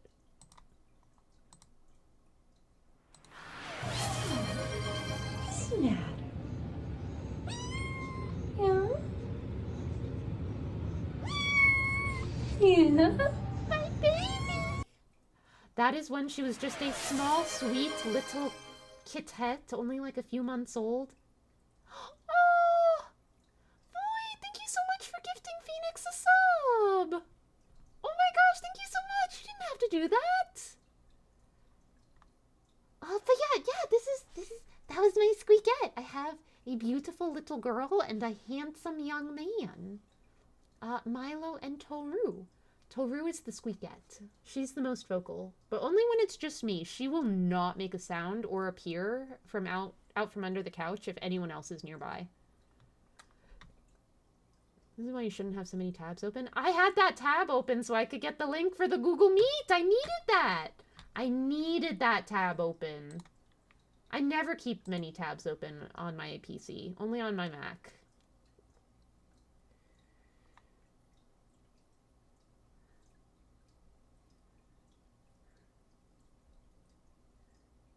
Your gift is leaving you. Crow has finally seen my couch. I did finally see Shadow's couch. Because she had gotten a new one, and I had not seen it until very recently, because it's hard to coordinate with Shadow. She's always so busy. So busy all the time, so I could never come over to see her new couch. Tell them, Crow. Tell them about my comfy couch. It was very comfy. The couch was very comfy. It was fluffy. There were cute doggos on it. It was great. Today is a good day to have ears. Ah! I'm so glad you enjoyed my squeakette squeaks. That is from when she was a small little bean, just like 2 or 3 months old. She just really wanted scritches, so she had to have a squeak about it. She really needed to let me know how she was feeling, and then I gave her scritches, and she was satisfied. Snap. Yeah. Yeah. That's my baby! Oh, my baby girl! I don't even know where she is right now. I'm surprised. She was squeaking earlier at the start of the author interview, and I was a little worried that it was going to become distracting. I put a sub in the cat jar. Thank you so much for wait. That was so sweet of you. Wait, no jars of any kind? She is not a Goliath. I don't know why everyone thinks she's round. She is not. She is a perfectly average normal weight. Toru squeaked at me on Sunday morning. When I gave her foodie, she rubbed against my leg and she squeaked. She does that. When she wants something, she will be all up on you and squeaking at you, and then as soon as she doesn't want anything from you, you're dead to her. Which, honestly, fair. Valid. Aww. Of course, Hazel. You're not allowed to talk badly about people I love. That's just not allowed. Even if it's about you. Especially if it's about you. That's not right. It's not okay. I have all the tabs for the 17 streamers I currently watch. Okay, I don't go that far.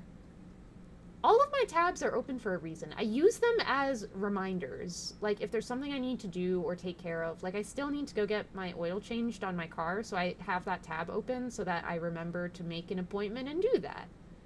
Along with other tabs that I'm not going to get into detail about because I don't remember, because this is why I have the tabs open, so I don't have to remember. Because I'm bad at remembering. OMG Crow, you're gonna dox me too? Wait, what? Wait, did I dox you? Wait, what? What do you mean? I need a cat? You do need a cat, Mouser. It's true. It's true. I will be playing a Squeak every stream till I'm broke. Excellent. Excellent. It's a good redeem to go broke on. We need to feed cat treats redeem to increase the mass. We are not increasing the mass! But I do like the idea of a feed cat treats redeem. But the issue is I don't have, like, a cat cam, so I wouldn't really be able to, like, show you guys or anything. Squeakette stream when? Someday when I can figure out a cat cam, and probably after I've revealed my name and face, like my full name and face, and I am not super worried about, like, being caught on camera. Probably then Squeakette stream. I'd have to figure out the logistics of that. I don't really know how it would work. It'd be hard to keep her in frame. She likes being out of sight in small, dark, cozy places. You can just make the appointment, then you don't need that tab. Or just have sticky notes at your desk like me. Sticky notes feel like clutter to me. And I could make the appointment. The problem is, everything is so busy, I don't know when I have free, because things keep popping up. So, like, I would like to make the appointment, but I feel like I'm always waiting to hear back on, like, plans for things. I did dox Shadow? Wait, how? How? What? How? Did I say her name? Crap. I'm so... This is why I never wanted to stay anonymous forever. I leak things. I'm so bad. I don't think about it. My brain is on autopilot. I just say the things. I'd skip work for a Squeakette stream. I would love that. I would love to have a Squeakette stream. Or a Cadet stream in general. Milo, I feel like Milo is underappreciated because he's not as vocal, but I love my small little bitey boy just as much. He's a good boy. Just very bitey. Lots going on in the teeth half of that boy. First name unknown, middle name soldier, last name shadow. I know my friend used her phone for cam for cat cam sometimes. Oh. I gotta figure out the tech behind it. I don't understand how it works. And knowing me, I break something, like, immediately. So I feel like I gotta have, like, a solid plan and test, and... I just don't know what I'd do, because, again, I feel like it'd be hard to have, like, the cats stay out long enough to, like, have a stream with, like, just them. It'd be a little hard.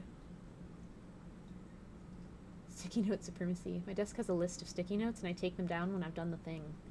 Oh. There's such a thing as a cat box cam? They usually, like, rest in dark places, though, so if I put a cam where they usually, like, sleep and hang out, I feel like you won't see anything. Because it'll just be darkness. Milo is not a bad boy. Milo is a perfect boy. He's a handsome young lad and a gentleman. Cats plural indeed, Phoenix. Cats plural indeed.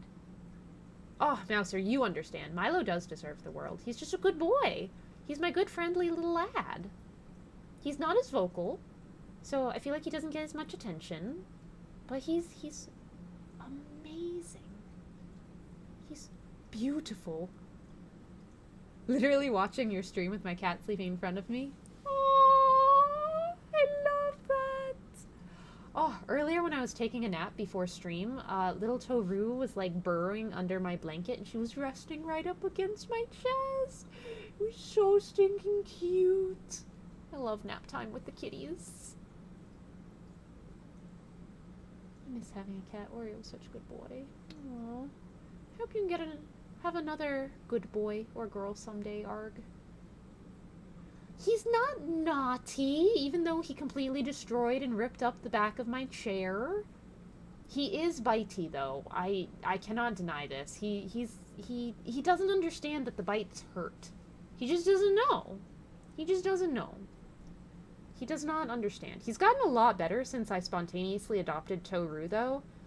Because she would, like, fight him back and bite and claw back, and I think he understood, oh, biting and clawing hurts, actually. So I feel like Toru toned him down a little. He is not a bad boy. Stop this slander against my beautiful, perfect son, Shadow. Gonna try and lay down. Hope tomorrow's better. Yeah, I hope tomorrow is better for you, Hazel. I'm glad you stopped by. It was good to see you. Be sure to take care of yourself and get plenty of rest. Do fun things, rest up, enjoy your weekend. It was good to see you. Take care. My personal situation makes it difficult for me to properly take care of animals. Oh, I'm sorry. Oh, did you hear me talking about you, Milo? Did we come over for pets and attention? Oh, Milo just stretched up his little paws on my leg. Oh, hello.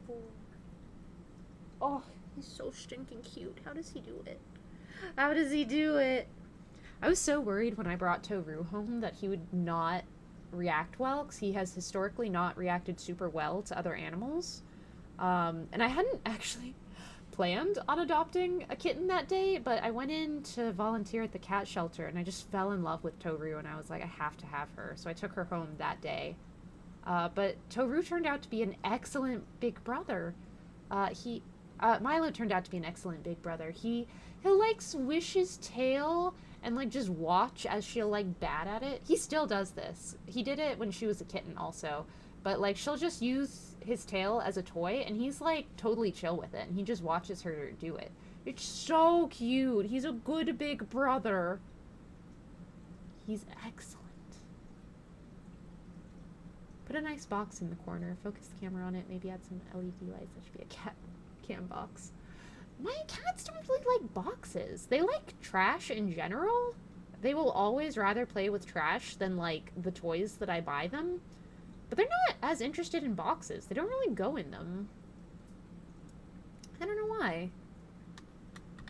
Thank you, Mouser. Thank you. You understand. It is lies and slander. It's not propaganda, Shadow. It's just the truth. It's just the truth. You're just mean to my children.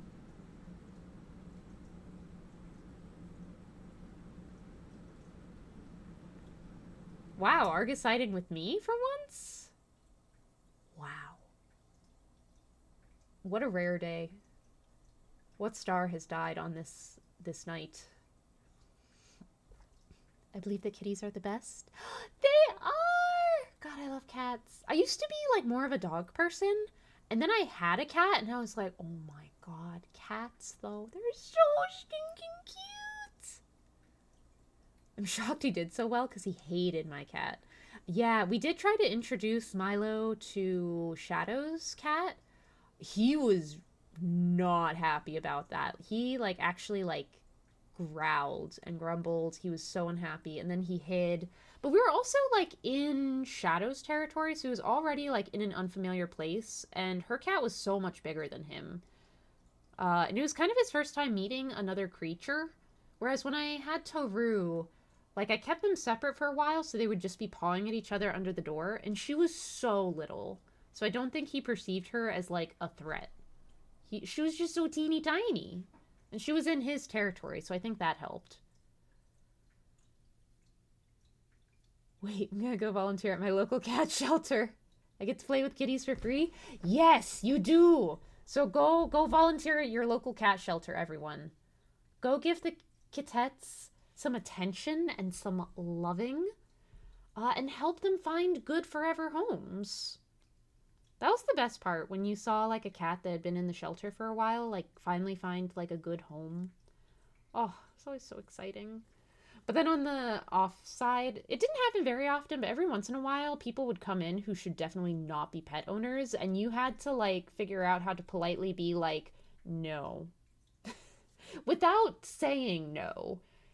So like I remember one time I was like, "Oh, it's for your grandson. Why don't you come back on a day that your grandson can come with you so he can like meet the cat and like see if they get along." So it's just figuring out how to avert people who should not be having cats away from the sweet precious children. Do they like heat pads? I don't know actually. Put trash in the box. I mean, I could, but then they would just drag it out of the box into the bathroom, which is where they drag all of their trash for some reason. I don't know why. I don't know why. They're not mean to you, Shadow. Toru is very polite to you when you go up to pet her and she just puts her paw in your hand and politely but firmly presses it away. Like, no. She's so cute. She does that all the time to Shadow. I don't know why. Well, I do. Toru is like such a scaredy cat. Literally the definition of a scaredy cat. And whenever Shadow like holds out her hand to like let her sniff or pet her, Toru just always immediately puts her paw on Shadow's hand and like pushes her away. Like, no, no, thank you. It's so cute. Wait, I side with you. I was siding with the truth. Shadow speaks. No, no. You were siding with me, Arg. You were siding with me. What do you mean I'm wrong, Phoenix? You don't even know what we're talking about. They're insulting my cats and you're agreeing with them. No one is on my side. You're just putting the odds further against me. Kind of got closer to dogs when I did sales and I learned how to like them a bit now.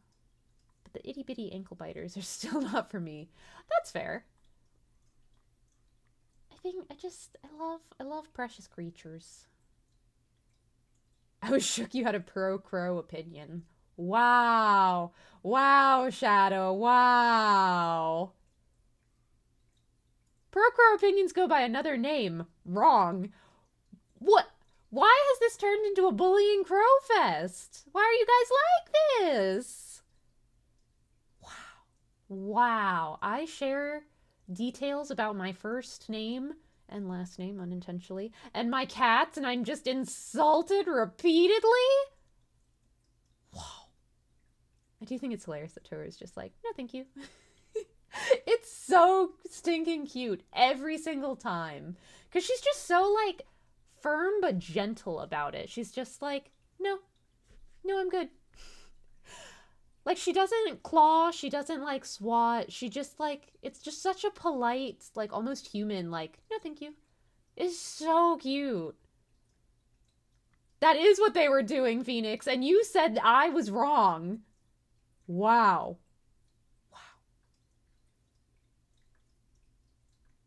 Oh, Arg, I wish you could have a cat or a rabbit. I wish you could. They wrong? Thank you, Phoenix. You are finally on the correct side. Thank you. I am, wow, I can't believe we were just, like, chatting and hanging out for almost an hour. Dang. That's impressive. I almost never do that. It's so fun, though. I really do like it when we just all chat and hang out. Because I feel like it's harder to, like, just chat and talk when I'm playing games. But I also feel this weird, like, overwhelming pressure that, like, I have to be doing something and be entertaining on stream. So I feel like if I'm not playing a game or something, then people will just get bored. And I don't want that. I want people to be entertained. So I generally don't let this happen because I worry that, like, no one cares. So thank you all for listening. Having a group convo is impressive. I don't know. Like, I always worry that, like, just like, talking and, like, hanging out is, like, boring. So I always worry that people are just gonna, like, leave. or that they're not going to be having a good time, but they'll like stay because they want to like support me. And I want everyone who chooses to spend time here to be enjoying their time here.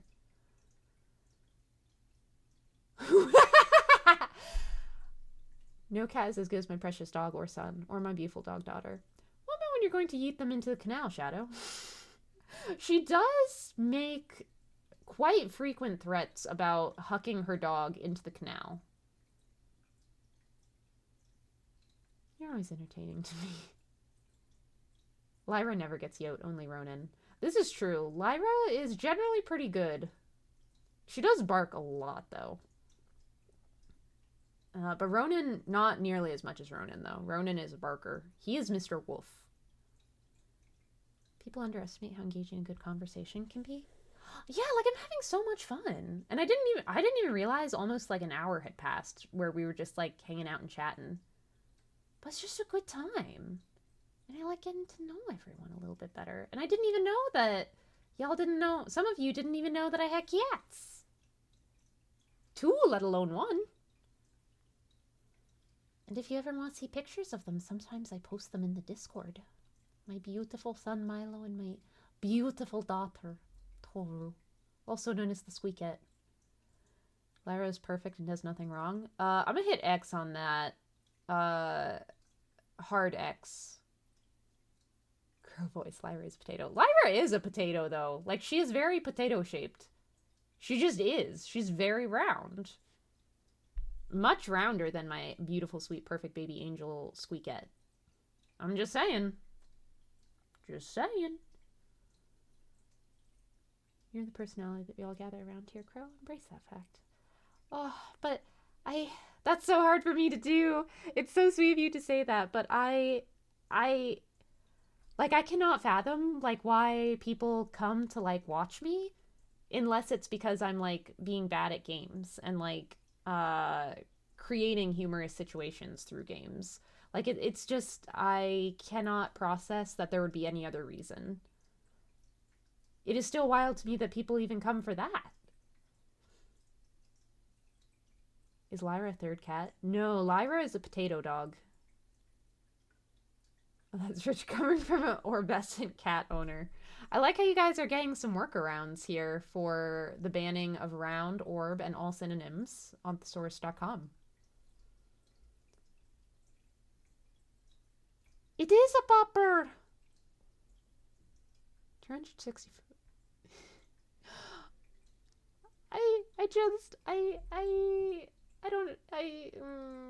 Stop telling me numbers, Arg.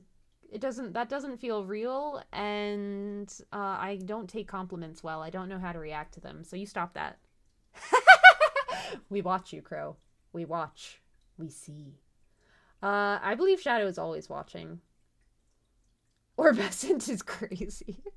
They have to become very creative because I have banned all the words that are synonymous with round, fat, obese, all of those. They're all banned. And then Arg told me he was planning to go on thesaurus.com to find synonyms, so I did that first and banned all of the synonyms I found also. 7.5k views on your top YouTube VOD. That one was like a freak accident, though. Like, none of my other VODs come even close to that, and it's still wild to me that a VOD has that many views. Warframe community is just super supportive, encouraging, and curious about new viewers. I don't know that that's necessarily indicative of me. I'm always here. I'm always watching. Argus here, too. We are always here. I mean, I kind of believe that. Yeah. Yeah. 264 followers, 89 people in my basement. They have no choice. I'm glad you understand, Phoenix. You get it. You see. You understand. Oh, this is like a game now. No, it's... I mean, I think Arg and Shadow think it's a game to find workarounds to call my sweet, precious baby angel daughter girl fat without hitting any of the banned words, which they are very good at, I am discovering. But I wish they would stop that because they should not fat shame my daughter. That's not right. She's just a small, innocent baby who's never done anything wrong in her whole entire life. I am always everywhere, including in your walls. Okay, Arg. Okay. If you had not already hit the max psycho points, I think you have now. Help save me, I'm in a psycho's basement. Oh no, are you in Arg's basement now, Void? Why are there so many basements, and why are we all keeping people down there? I mean, why are all of you keeping people down there? Wow. Mod and VIP are the banned words evaders around here. That's true. It's both of my mods and my VIP who keep evading the banned words.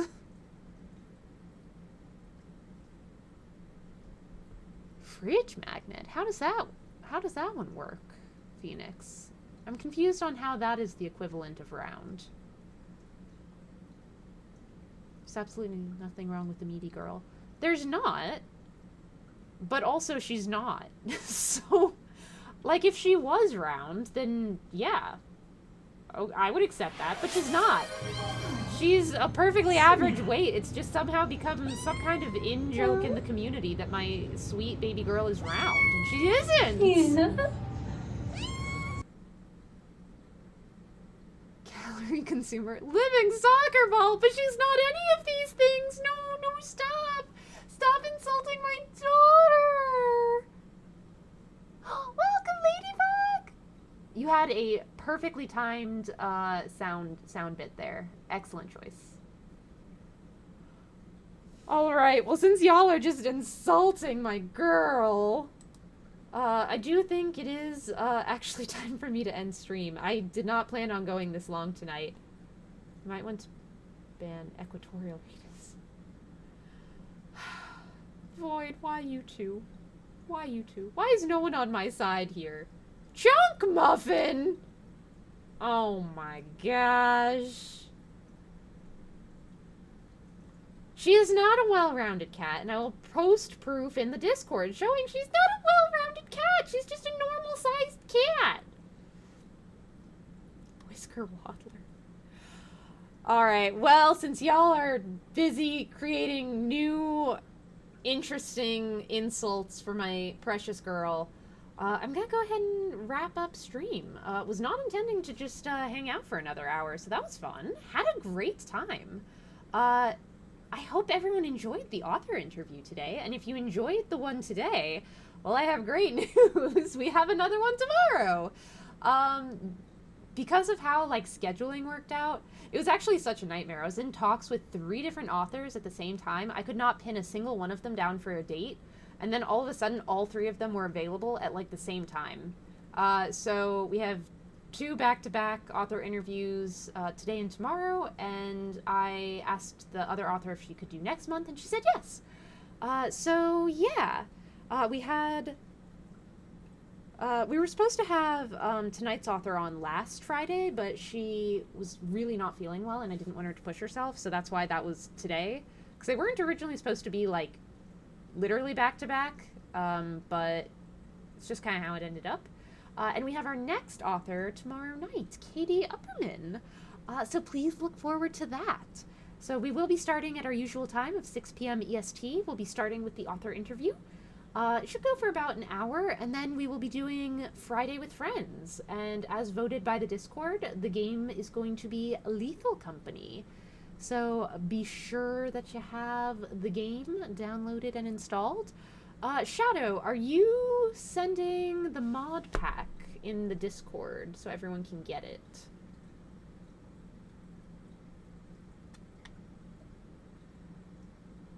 Oh yeah, and if you would like to join the Discord, our mod Arg has posted the link in chat, so feel free to join in and see pictures of my perfectly average size cat, along with other nonsense and shenanigans that we get up to.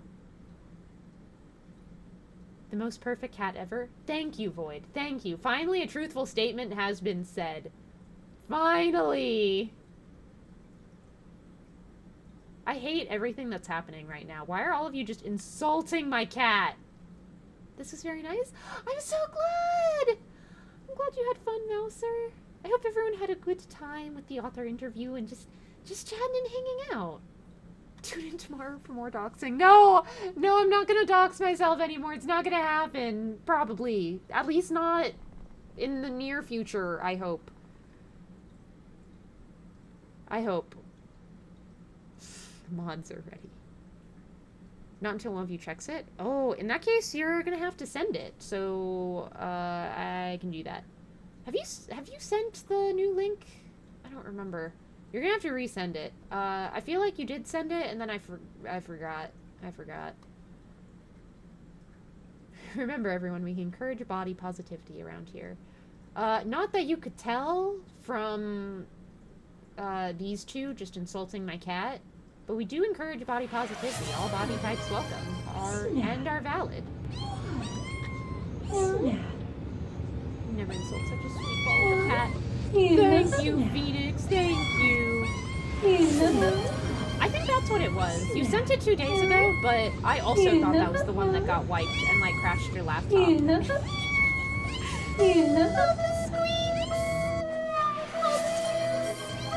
We didn't fail you. It was just very confusing because you kept saying how you did the mod pack and then you were stuck in the ground and couldn't do anything. So I thought that was the broken one.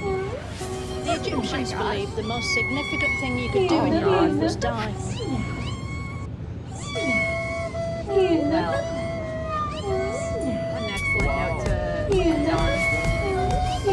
I'll just give you guys a minute. All right, that's it.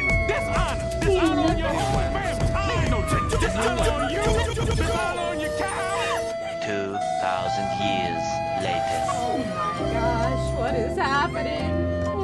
What is happening? 2,000 years later. The sound jungle has The Egyptians returned. believed the most It's significant returned. thing you could do in your life was die. 2,000 years later.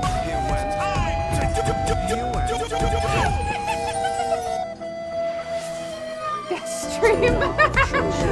Well, I don't even have to do anything. You guys are taking care of the entertainment yourselves. Excellent. He went. Big Crow, take a break. I'm about to end stream. Why would you redeem that? 2,000 years later. The Egyptians believed the most significant thing you could do in your life was die. The sad Titanic flute, just barely apart. The Egyptians believed the most 2,000 significant years thing you could do in your life was die. I had a feeling this would cause a chain reaction. It always does, somehow. I'm surprised it hasn't happened sooner. All right, that's it. Dishonor. All right, that's it. Dishonor. Dishonor on your home. Dishonor on you. Dishonor on you. Dishonor on your cow. I saw your attempted rudeness, 2,000 Shadow. I years see that in there. I see that. It's time. Oh, thank you for the posture check. The Egyptians believed the most significant thing you could do in your life was die. 2,000 years later. Oh yeah, I noticed, Shadow. You beefed it though. I was about to ask if we were done now, but I guess the answer was no. All right. So we have two options for tonight. Do you guys want to be sent over to Divine or to the cat shelter? Normally I wouldn't ask and I'd just send you to Divine, but I do feel like we were discussing cats so much tonight that I feel like I should offer it. I always beef it. I know, Shadow. I know. Believe me, I know. Cat? Okay, we have one vote for cat shelter. Cat shelter will make me sad! No! Not enough fluff to fill the hole in my heart. Oh, okay. We'll go Divine then. We'll go Divine. I'm in Divine's already, but I'm gonna be off to bed now. I'm leaving either way. Well, if you're leaving either way, then I'm gonna go with Divine. Alright. As a reminder, we will be back tomorrow at 6 p.m. EST with our next author interview with Katie Upperman. So look forward to that, and then we'll be doing Friday with Friends games. afterwards with Lethal Company with an even bigger mod pack, apparently. I don't know everything that's in it, but I know some things, and I'm excited. Oh my god, why am I still getting alerts? The redeem alert is still like catching up to all of the sound effects that were played. All right, everyone, have an excellent time, and I hope I'll see you tomorrow. If not, have a good weekend, and I'll catch you next time.